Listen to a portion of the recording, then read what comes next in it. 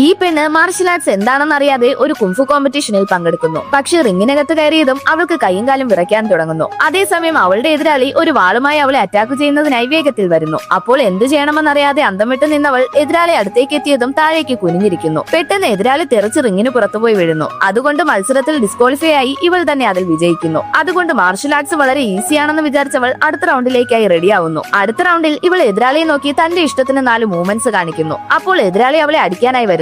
നോക്കുമ്പോൾ അവൾ കൈനീട്ടിയ ഉടനെ എതിരാളി ദൂരേക്ക് തെറിച്ചു വീഴുന്നു. അടുത്തതായി വന്ന എതിരാളിയെയും അവൾ വളരെ ഈസിയായി തോൽപ്പിക്കുന്നു. അതിനുശേഷമാണ് മനസ്സിലാവുന്നത് ഓൾറെഡി വന്ന എല്ലാവരെയും അവളുടെ ലവർ കാശ് കൊടുത്ത് അറേഞ്ച് ചെയ്തതാണ്. പക്ഷെ അടുത്തതായി വന്ന എതിരാളിയെ കണ്ട് അവൻ ഷോക്കാവുന്നു. കാരണം ആ പെണ്ണിനെ അവൻ അറേഞ്ച് ചെയ്തതല്ല. അവൻ വേഗം തന്നെ തന്റെ ഫ്രണ്ടിനോട് പറഞ്ഞ് അവളെ മത്സരത്തിൽ നിന്ന് പിന്മാറാൻ പറയുന്നു. പക്ഷെ അവൾ ഓൾറെഡി ജയിച്ചതെല്ലാം തന്റെ കഴിവ് കൊണ്ടാണെന്ന് വിചാരിച്ച് അവൻ പറയുന്നത് കാര്യമാക്കുന്നില്ല. അങ്ങനെ അവർ വിചാരിച്ചതുപോലെ തന്നെ മത്സരം സ്റ്റാർട്ട് ചെയ്യുന്നു. അവളുടെ എതിരാളി ഒറ്റയടിക്ക് അവളെ വീഴ്ത്തുന്നു. അതിനുശേഷമാണ് മനസ്സിലാവുന്നത് ആ പെണ്ണ് മാർഷൽ ആർട്സിൽ വലിയ ആളാണ്. എന്നാലും ഇവൾ പിന്മാറാതെ പടച്ചട്ട ധരിച്ചു വന്ന് അവളുടെ അറ്റാക്കിൽ നിന്ന് രക്ഷപ്പെടാൻ ശ്രമിക്കുന്നു. പക്ഷേ എതിരാളി അവളുടെ വീക്ക് സ്പോട്ട് കണ്ടുപിടിച്ച് ചാട്ടവാർ വെച്ച് അവളെ അടിച്ച് പടച്ചട്ട ഊരിയെറിയുന്നു. അതിനുശേഷം പടച്ചട്ടയില്ലാതെ ഇവൾക്ക് ഭയങ്കരമായി പരിക്കേൽക്കാൻ തുടങ്ങുന്നു. എന്നാലും അവൾ പിന്മാറാതെ വീണ്ടും അടികൊള്ളുന്നു. അപ്പോൾ അവളുടെ ബ്രദർ അത് കണ്ട് സഹിക്കാനാവാതെ ഗെയിം സ്റ്റോപ്പ് ചെയ്യാൻ പോകുന്നു. അപ്പോൾ അവളുടെ ലവർ അവൾ പിന്മാറാതിരിക്കുന്നെങ്കിൽ തീർച്ചയായും അവൾ എന്തെങ്കിലും വഴി കണ്ടിട്ടുണ്ടാവുമെന്ന് പറയുന്നു. അതേസമയം അവൻ പറഞ്ഞതുപോലെ തന്നെ അത്രയും നേരം വേദന സഹിച്ചുകൊണ്ടിരുന്നവൾ എതിരാളിയുടെ ചാട്ടവാർ വെച്ച് തന്നെ അവളെ ലോക്ക് ചെയ്യുന്നു.